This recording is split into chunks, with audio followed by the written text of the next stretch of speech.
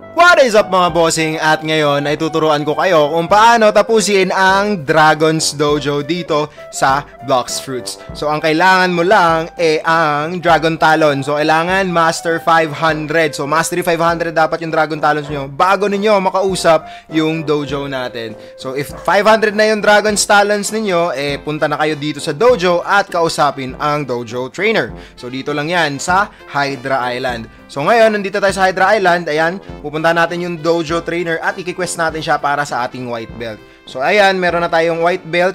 So ito sa admittance quest, ang kailangan mo lang patayin is 20 na mobs or NPC doon sa Tiki Outpost. So 20 lang sa admittance quest, sa first quest sa white belt. So second naman is yung tinatawag nating yellow belt. So sa yellow belt naman, ang kailangan mo lang patayin dito dalawang sea events. So dyan, dalawang sea events yung papatay natin, kaya pupunta tayo ng Tiki ng mabilis na mabilis para maghanap ng sea events. Ngayon, dito tayo sa Tiki, mag-spawn tayo ng boat dito kasi kailangan natin ng boat para ng sea events. So at least 2 sea events, whatever yan, kahit yung boat yan or yung sea beast. Pero dito at my case, ang nakuha ko dito is sea beast. So dalawang sea beast. So ayan na nga. Dito naman magsuspawn na yung sea beast, kakapatay ko pa lang ng isa. Pero papatayin pa natin tong isa. Ayan. So ang gamit ko nga pala dito ay yung bagong fruit, which is the rework ng dragon, which is napaka-OP mga idol.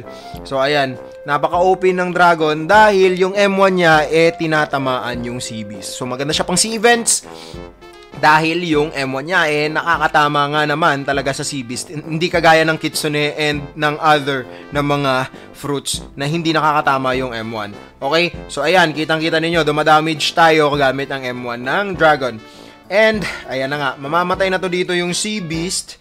Ayan, dahil mamamatay na dito yung sea beast, matatapos na natin yung quest. So, walang indication kung paano matapos yung quest. Ang kailangan mo lang talaga is patayin yung dalawang sea events. After mo mapatay yung sea events, pupunta na tayo doon sa Hydra. So, dito na tayo, balik na naman tayo sa Dragon Dojo para i-confirm yung quest. At ayan, tapos na ang ating quest sa Water Warrior. So dito naman tayo, proceed naman tayo para doon sa Orange Belt. So ito, sa Orange Belt mga idolo, kailangan mo lang makipag-trade. So ayan, Orange Belt, ito is diplomacy. Kailangan mo lang makipag-trade mga bossing para makuha ang diplomacy or ang Orange Belt. So pupunta tayo ng mansion. At ito na nga mga bossing, nakakuha na tayo ng trade. Pero sinasabi ko sa inyo bossing, kahit anong trade tong makuha ninyo, mataas man or mababa, kahit walang kwentang fruit, pwede yan para sa diplomacy quest. At pagkatapos lang talaga ng trade, pwede ka nang bumalik doon. At pag nakabalik ka na doon sa natin, sa Hydra Town, sa Dragon Dojo, matatapos mo na yung diplomacy quest na yon. So pupunta tayo ulit dito sa dojo para tapusin siya.